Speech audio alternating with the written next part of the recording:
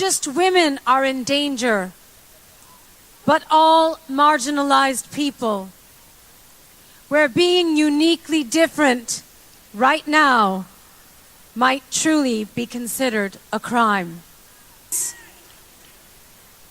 It seems as though we had all slipped into a false sense of comfort, that justice would prevail and that good would win in the end.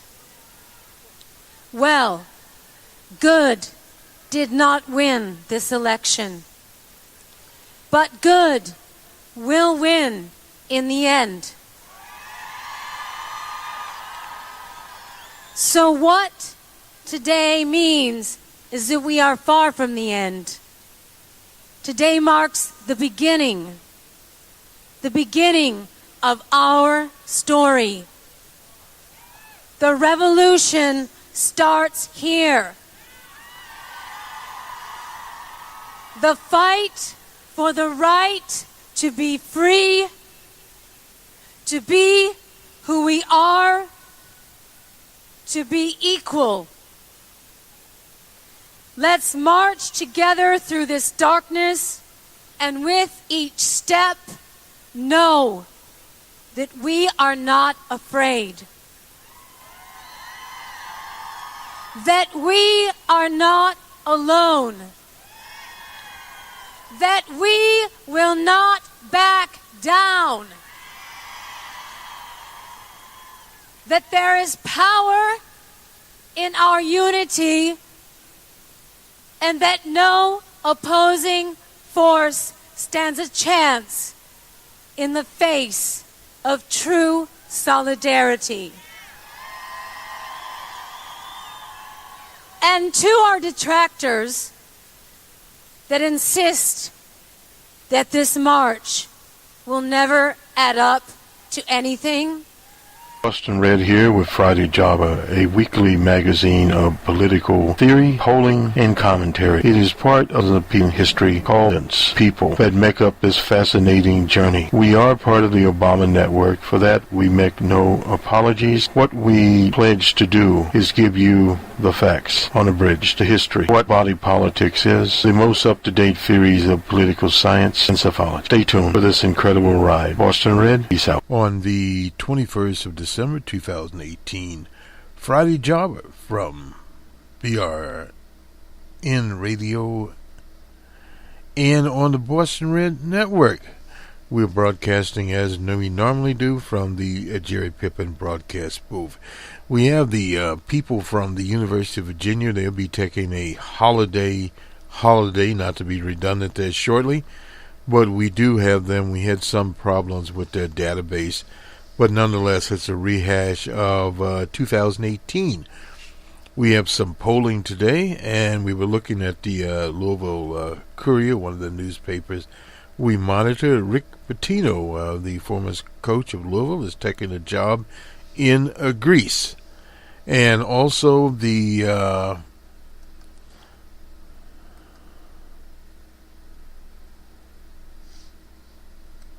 leader of the Senate, McConnell, issued a statement on Tuesday that he is distressed at the resignation of Mad Dog Mathis. Mad Dog Mathis retired. He's quoted here as saying, I believe it's essential that the United States maintain and strengthen the post-World War II alliances that have been carefully built by leaders in both parties. The statement read, we must also maintain a clear-eyed understanding of our friends and foes, recognizing that nations like Russia are in the latter. McConnell expressed sorrow in seeing Mattis go, saying that he shared those clear principles of keeping the country's alliances. But I'm particularly distressed that his resignation is due to sharp differences with DJ Trump on these and other key issues. And we'll get to the latest what DJ Trump is doing. He has removed troops from the Syrian campaign, is also reducing the number of troops in Afghanistan. Now, what McConnell is distressed about is the foreign policy that's been around, Wilsonian foreign policy, which is a racist foreign policy, and it was extended into post-World War II, a Great Patriotic War. And, of course, the reasoning being that was the old world trying to make itself into something new. Didn't happen. It was old Europe there, the UK, and of those nations that put in their NATO, minus France, that was not a member of NATO at the time. France is back in NATO, and also at the same time you have some of the former Baltic states in NATO now. It doesn't mean very much, but what it does mean is it is an extension of the same racist paradigm that Woodrow Wilson laid out. And this is a problem within itself, as a candidate, DJ Trump had promised to move American troops out of these various foreign destinations. Now we'll wait and see what happens with troops, say, in Germany.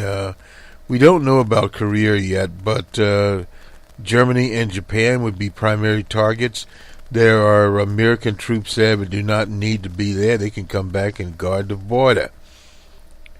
And this is 2018 as time to move to a new policy. Now, what will happen in Afghanistan is up to the Afghan people. General Kornpong and various other characters will always say we need to maintain troops in Afghanistan. They've been there now for way over 15 years. Very little progress has been made, if you can call it progress, in the so-called European alliance that are there with them, which in itself is a farce. But the problem is this: how long do they stay? They can't stay there an indefinite amount of time. The nation will either be secure or will not be secure. The former Soviet Union had troops there. They departed Afghanistan, and Afghanistan will be back to its own nature. Now, this scuttlebutt about a 9/11 happening, that did not come out of Afghanistan. Period. Bin Laden, when asked about it, was very, very clear. He knew nothing about it, and history has buried him out. But he was happy about it, but he knew nothing about it. And the forces that were behind 9/11 will never be known, because all the evidence floated off to China. There were all kinds of theories that put out there. They call them conspiracy theories, but what happened was there was evidence from New York firefighters that explosives had been preset. But the right wing, Jones and various other characters, hijacked the movement, and the right wingers got into it and therefore discredited the entire movement, and they call themselves truth tellers, which in itself was bogus. You just tell facts. You don't necessarily go to what the truth is, because the facts will bear themselves out. It was a big tactical mistake there. And there was some work done as far as thermal heating, etc., how the towers fell down. All of that was behind. The problem was we now have a Patriot Act. U.S. citizens have less liberties than before. And then the behemoth called Homeland Security. Now, that came right out of a movie. The Homeland. The militias were eating that up because they were talking about the Homeland. That is the consequences of it. But what has appeared here is that DJ Trump, in his position as a chief executive / president, has decided that he will move these troops off of his budget. They're out of Syria, 2,000. There's more than 2,000. There's some CIA types and various other types there. And they're responsible for the conflicts in Syria, over 300,000 people dead, and for no practical reason at all. Period. This is a Western dream, and it would have been amplified had Hillary the Monster Clinton been elected. You can look now to what has happened in Libya, the murder of the leader, Colonel Gaddafi, the destruction of valuable resources there, There was water purification from water purification of seawater there, and various other things. Electrification were working. Now it is sporadic. The same thing happened in Iraq. There was no reason for the war there, period.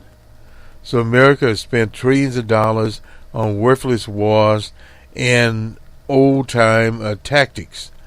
Now is obviously the time to be out of Afghanistan. Barack Obama would have done it, but the right put pressure on him. Now they're phasing out. Period. Now what happens as the aftermath of that, you won't be able to blame that on DJ Trump, because it has been in the cards. Corn Pong and other generals have said, well, we just keep these forces here, but it honestly doesn't matter. The Afghan people are taking their country back, period. And that will be how that story will be written. There are a couple of stories we are covering here at WBRN Radio and on the Boston Red Network. We had V.I. Putin, who is the president of the Russian Federation. His annual news conference went 3 hours or so. Our edited version is a little over an hour. We'll get that up on BR on the World today. And also we have the yellow vest from last week. We'll update it and see what happens this week and combine the programs. Those are some. And on the financial channel called Numbers Man, we have This Week in Economics. We'll have the speech by Mr. Powell, the head of the Federal Reserve. It is now the custom after each meeting of the Federal Reserve's Open Market Committee, there is a news conference.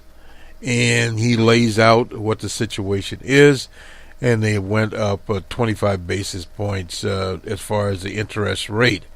And there's various commentary on that. We'll talk about that. And also in the account by V.I. Putin, for those that did not know it, V.I. Putin is an economist. He has a PhD in economics. He's an academic. But he does lay out the GDP and other data numbers for the Russian Federation. They are, in essence, not bad. In a modern industrial economy, you will have those types of numbers around 2%. That's what you get.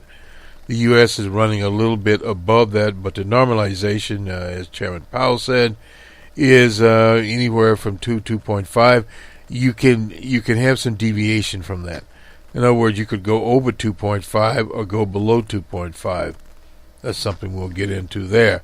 But those are some of the things floating around here.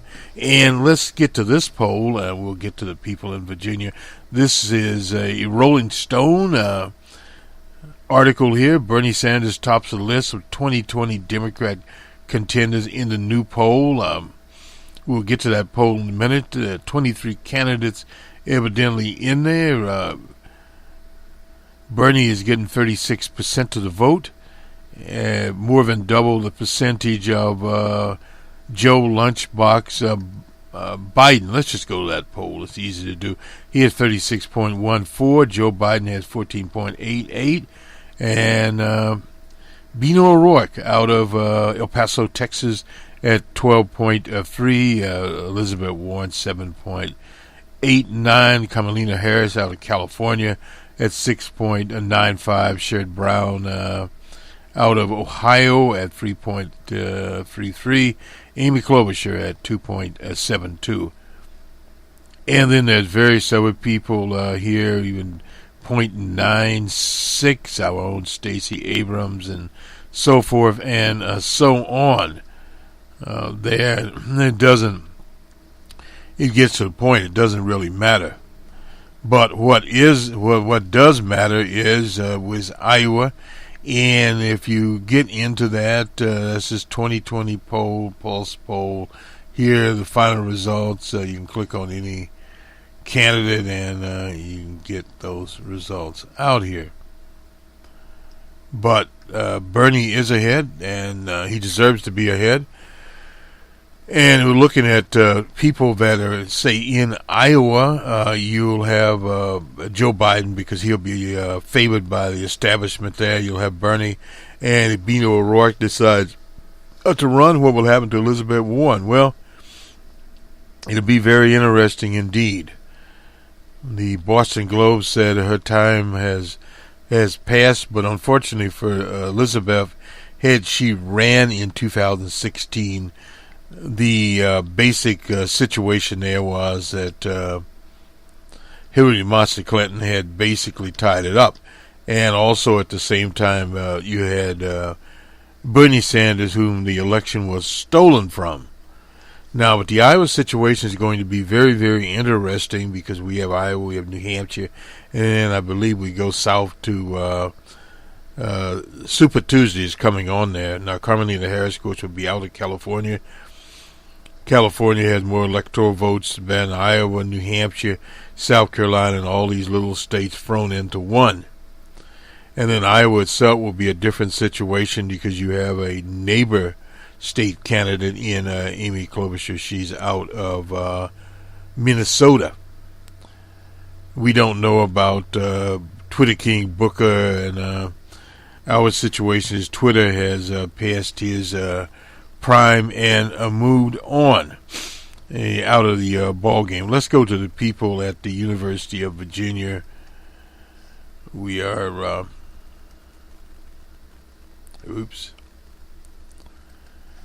we're having to, because we had some technical difficulties here. Pretty quick notes this week. Our first ever, and you can go to their site, and as we normally do, we honor Heather Heyer, who was murdered by outlaws, white supremacists, etc. in the Charlottesville, Virginia. Anyway, to them won our first ever post-election book contest. We're pleased to announce that our book, looking back on the 2018 midterm and ahead to 20, will come out in April and will be published by Rowan and Littlefield. The book is yet titled, and that's the name of the contest. Where you come in, we're looking for suggestions for the book. You can contact them at Good Politics at virginia.edu there. We can't promise you that, but Rowan and Littlefield was generous in offering $150 book credit. No money, but a book credit to whomever we judge made the best submission, and that's by the 31st of December. We'll have to submit one there. I don't know about that book, but anyway, too, the University of Virginia Center for Politics will be hiring a new staff to work on the crystal ball. We're still taking applications. If you're interested in the applications, the jobs at virginia.edu, or find coordinator of media relations under university staff. So I guess some people are leaving them. The crystal ball will not publish over the holidays. The next issue will be on the 10th of January.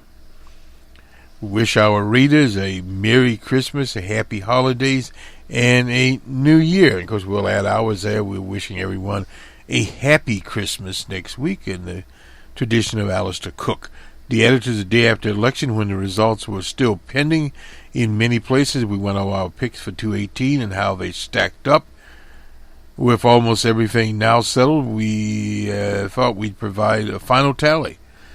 The Senate, 34 of 35, are correct there. They claim now, I didn't remember that I think they had Arizona as a toss-up. But anyway, nonetheless, the one that they were bested on was in the state of Florida, an election that is stolen from Senator Nelson by a tenth of a percentage point. The Republicans have a majority of 53 to 47. That's 6 seats, if I'm counting correctly, in the new year. That's a net gain of 2.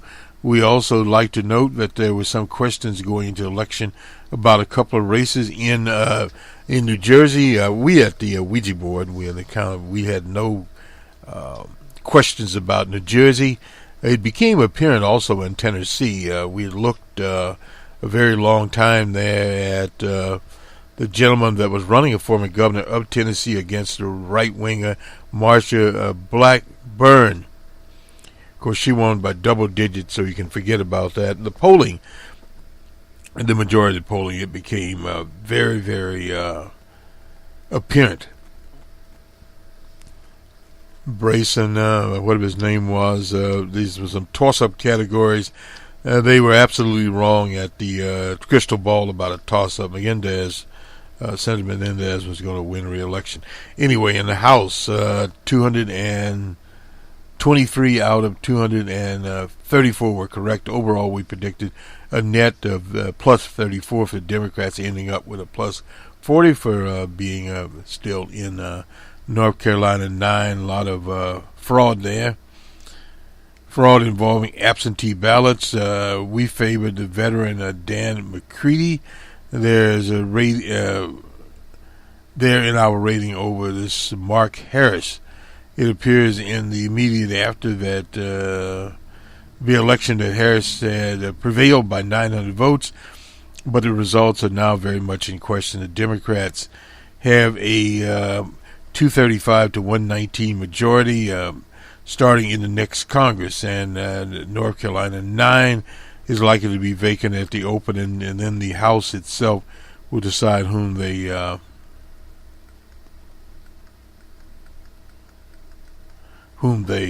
seat. And they missed, this is a crystal ball, Florida, Iowa, and Ohio. Ohio is very interesting. It was never in doubt. We also left Georgia as a toss-up, the lone race we didn't call. Georgia was one of those races. Unfortunately, it was stolen from our own Stacey Abrams. The count there was 52.2 for the disgraced racist Kemp and 48.8 for Stacey Abrams. And it was slightly more than 50%, thus avoiding a runoff. It was 50.2 to be exact, even under those situations. We had the Dems at plus 10 overall. It ended up being a plus 7. Republicans will control 27 governorships. The Democrats 23.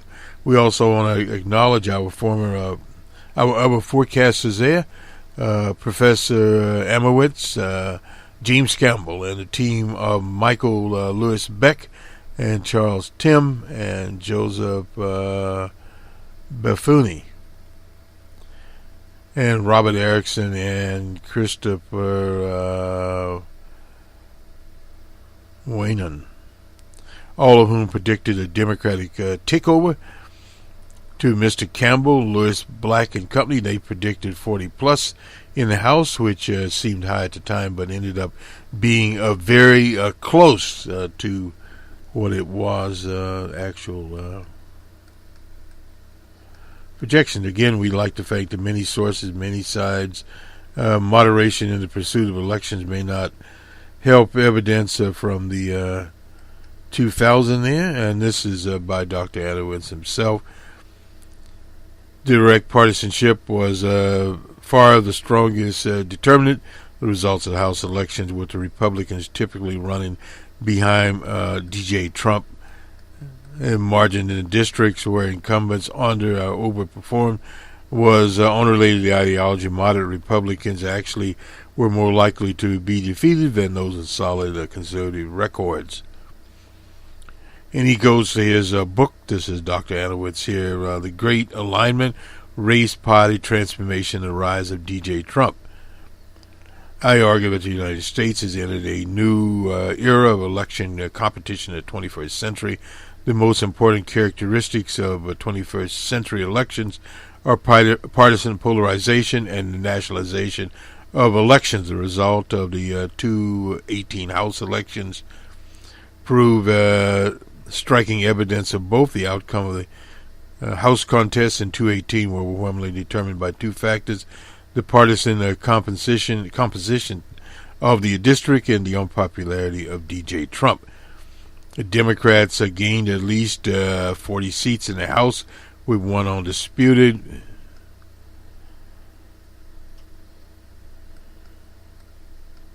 Overall, the Democrats flipped to 85%. This is from Professor Amowitz. Of the districts that Trump either lost or won by less than 5 points. compared with 26% of the districts that Trump carried between 5 and 10 points, and just 3% of the GOP districts that Trump carried by 10 points or more. However, the advantage of incumbency was of little help to Republicans in holding the vulnerable districts. Democrats flipped 20 of 25. That's usually unheard of. There was a remarkably strong relation between the 216 presidential vote and the House vote in 218. All across 394 House contests, there was both a Democrat and Republican on the ballot. A correlation between DJ Trump's voter margin and the Republican candidates was margin was 0.97. The correlation was 0.93 in contest with Republican incumbents who running 0.94 in contest where Democratic incumbents were running, and 97 in open seats. However, all three types of contests, Democrats generally ran ahead of Hillary the Monster Clinton. The House Democratic candidates improved on Clinton's margin by an average of 3.3% in districts where Republican incumbents were running, and by an average of 7 points in Democratic districts. These suggest the outcome of a House contest in 2018 had little to do with the characteristics of local House candidates in making their choice. Voters apparently were far more concerned about which party would control the House. As a result, the advantage of incumbency is the lowest level in decades. That's very unusual there. Less than 3 points margin, according to an analyst named Johnson. Moderation did not help. An important implication of these results is that voting records of House incumbents may have far less impact on re-election chances than in the past. Even when House members had tried to appeal to voters from the opposite party by moving to the center of the spectrum, they had little electoral benefit there. In 2018, moderate Republicans are actually more likely to be defeated than those with solid conservative records. Of the 299 Republican incumbents on the ballot, 39 classified as moderates, 90 as mainstream conservatives, and 70 as extreme conservatives. 23% of the moderates and 9 of 39 were defeated, compared with 18% of the mainstream Republicans, 16 of 90, and only 6 of the extreme conservatives, 4 out of 70. So those districts did not change. They remained very conservative. Not surprising that moderate Republicans were more likely to be defeated than those with conservative voting records, because they tend to represent more competitive districts than the more conservative ones. However, overall relations between the Trump vote and conservatism amongst Republican incumbents was actually fairly weak. A correlation of 0.28. In contrast, the correlation between Clinton voters and liberalism amongst Democratic incumbents was much stronger at 0.66. Now, in order to estimate the impact of incumbent ideology on the House outcomes, I conducted a multiple regression analysis using incumbent vote share as the dependent variable and incumbent ideological extremism based on the DW nominee scores and the 2016 presidential vote margin as an independent variable. I did separate analysis of contests with running Republicans and Democrat incumbents. Results of a table, and unfortunately I don't have the table because they were having some problems there. The finding of Table 2 and Table 3 for both Republicans and incumbents. Election outcomes are overwhelmingly explained by the presidential vote in the district. Moreover, the incumbent voting records had little or no influence on the results for Republican incumbents. Conservatism had very small, statistically insignificant negative impacts on incumbent vote share. For Democrat incumbents, liberalism had very little statistical there. There's little evidence that individual incumbents' voting records affected the outcome of the election. After controlling for the partisan vote lean of the district, measured by the 2016 vote, ideological moderates did no better than those with extreme voting records. In fact, among Democrats, the effect of incumbent ideology was in the wrong direction. House, this is a conclusion, district partisanship by far the strongest determinant of the election in 2018, with Republicans typically running behind DJ Trump in terms of numbers. However, whether incumbents under or overperformed was unrelated to ideology. Other factors such as media savvy, constituency service, strength or weakness of their appeal. This is Mr. Amowitz. He is the Alvin W. Barkley Professor of Political Science at Emory University. And I'll have to read his new book, The Great Alignment, Race Party Transformation and Rise of DJ Trump. All right, we'll move on here.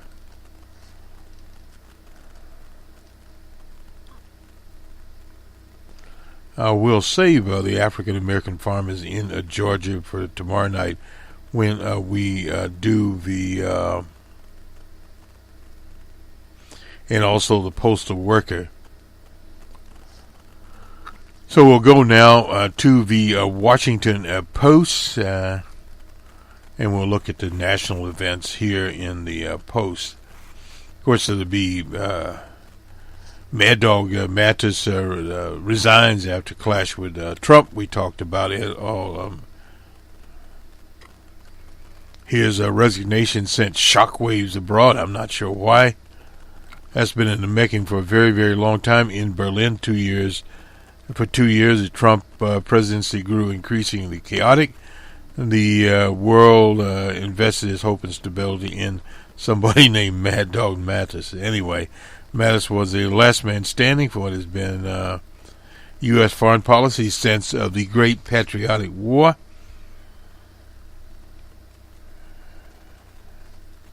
And with him gone, this really marks a juncture in the Trump's presidency. Well, I don't know about that. In China and Russia, U.S. adversaries were cited in the resignation as deserving a tough treatment. There was open anxiety that the world has become more vulnerable to conflict, period. Our concerns is who's next. That is from Mr. Yi Gang, a retired colonel in the Red Army. If Trump chooses a lackey who is willing to serve as a balance for his instincts, the worst is that the world becomes even more unstable. Well, no doubt about that. The announcement Mattis would step down came after a dispute with Trump over withdrawing troops from Syria and Afghanistan.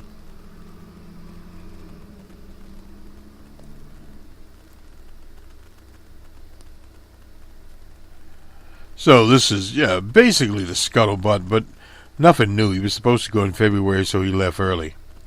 A senior official in the foreign ministry says in Pakistan that Trump might remove 7,000 of the 14,000 that's from Afghanistan. Well, they serve no useful purpose there. Anyway, the sense that with Mattis on his way out, Israel was losing a voice for security interests. They deserved to. Michael Oren, a deputy minister and the prime minister, former Israeli ambassador, said that, like the Israeli leadership, Mattis believed that a strong American presence in the U.S. serves as a buffer for Iran and other hostile elements. He was wrong. In Asia, the news of the chief raised questions about Washington's approach to rising China. Has been one of Prime Minister Modi's central. This is from India. Gupta, who serves India, is deputy advisor until last year, said that the country considered Mad Dog Mattis a friend with whom it had extreme relationships, excellent relationships, excuse me. This is silly.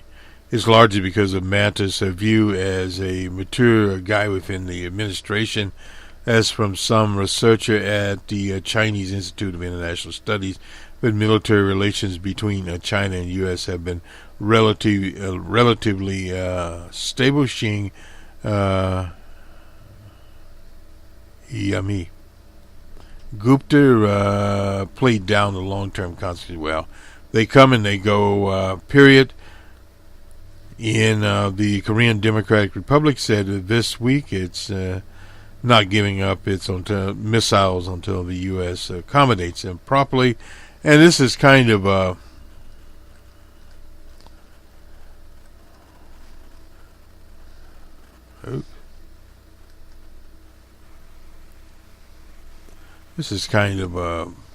from the world around their particular view of what is going on. Now, the other issue here, and the more important issue in the U.S. here, is what will happen with the government. A stopgap spending bill, unless it includes millions of dollars. This is DJ Trump here for the so-called wall. The wall to nowhere. I made my position very clear. For any measure that funds the government must include border security. He will not get that. It would keep the government open. It would allocate $5.7 billion for the border wall. The House bill also increases $8 billion for disaster, etc.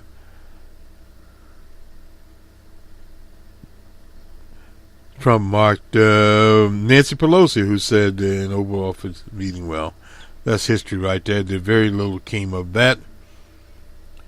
Chance of a shutdown is certainly higher than they were. That's according to Tom Cole. He is from Oklahoma. That was Thursday night.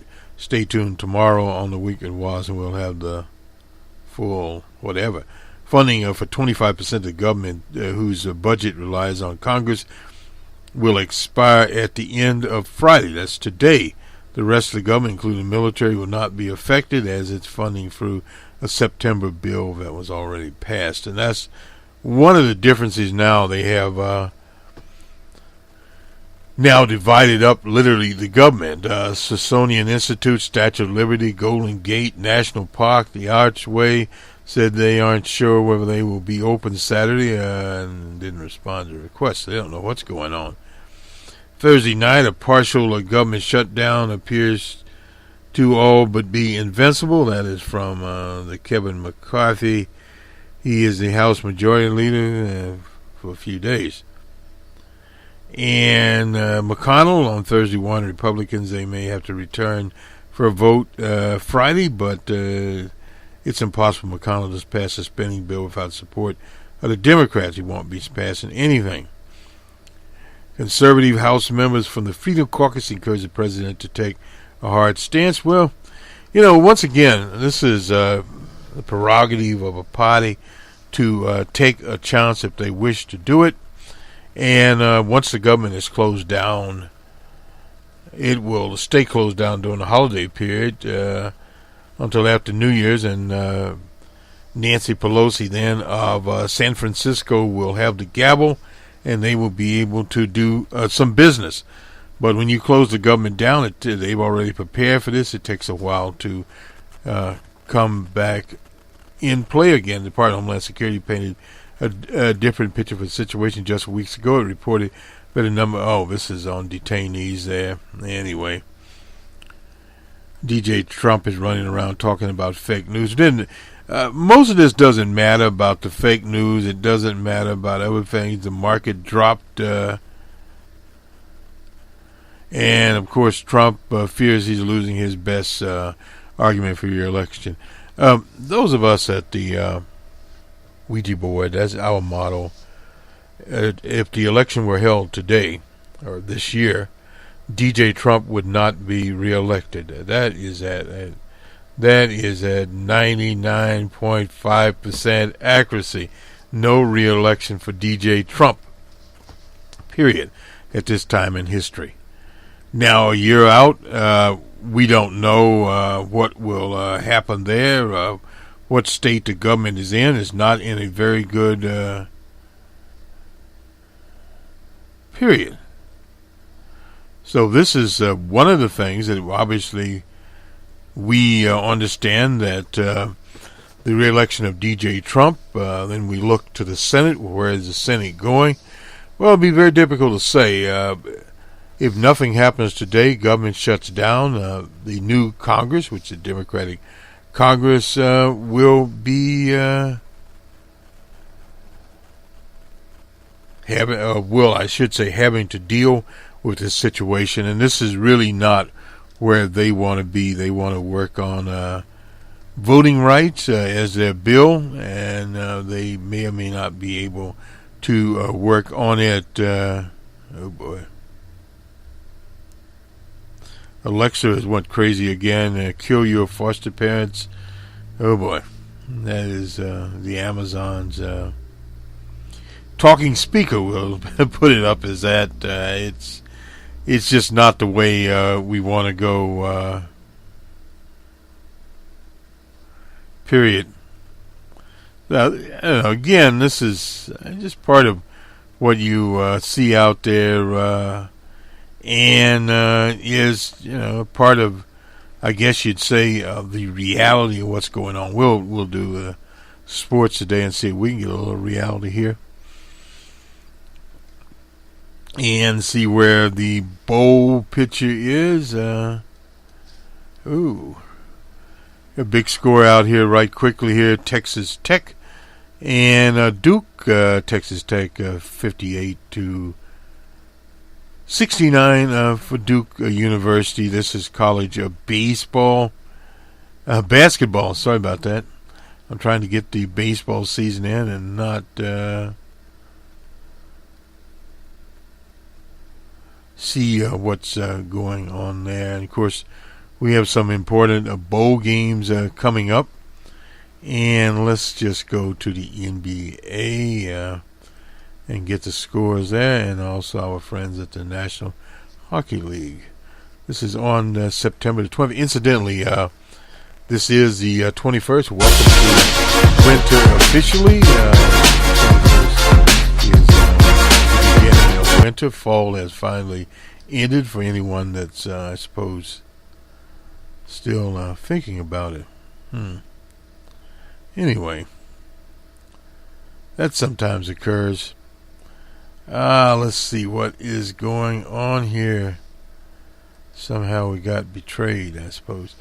Anyway, to the National Hockey the National Basketball Association. The Rockets were at the Heat. Heat 101-99, and the Magic. I tell you, this cast is going south in a hurry. The Mavericks were at the Clippers in Los Angeles. It was 125 for the Clippers, and 121 for the Mavericks of Dallas. And we get some music again. Anyway, the National Hockey League, the Ducks were at the Bruins in Boston. The Bruins 3-1. That final, the Panthers and Maple Leafs is Maple Leafs 6-1. The Predators and the Flyers 2-1. The Wild and Penguins in Pittsburgh, one of our favorite teams from the 70s. Penguins 2-1.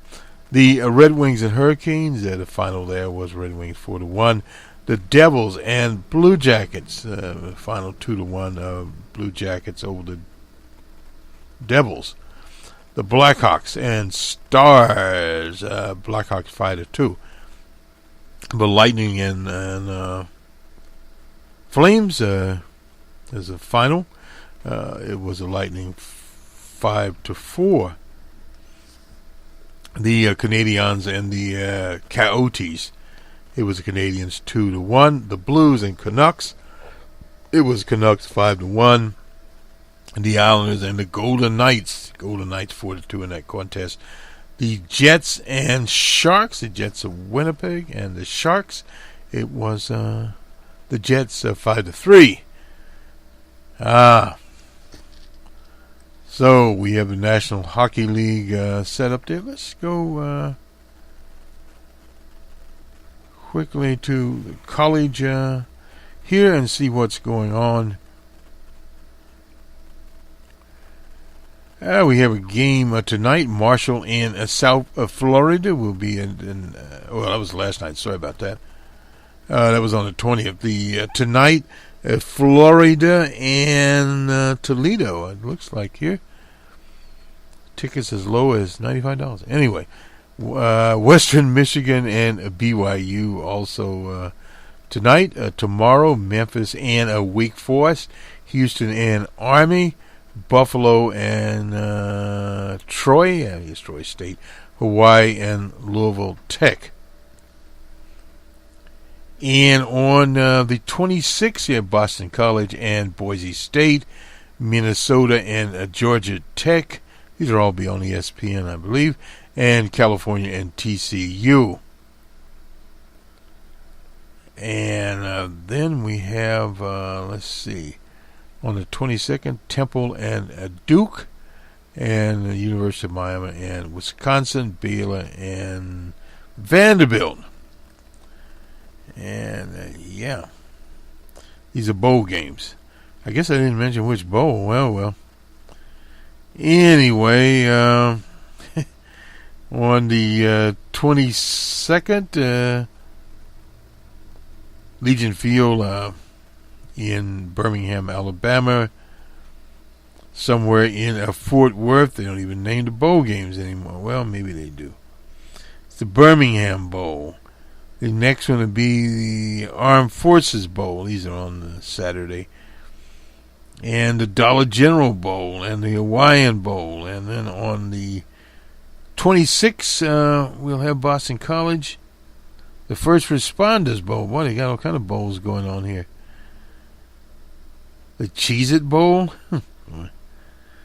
That's California and TCU. And then we'll have the Independence Bowl. That'll be Temple and Duke on the 27th. And Outdoors Texas Bowl. And on Friday, that'll be Purdue and Auburn. They will be in the Music City Bowl. That has to be in Nashville, I suppose, at Nissan Stadium. Yeah. West Virginia will be in the Camping World Bowl in Orlando. And we'll just give it up at that while we're ahead of the ball game. Nonetheless, this will do it for Friday Jobber on the 21st of December 2018 from WBRN Radio and the Boston Red Network. Good day. About all we can say.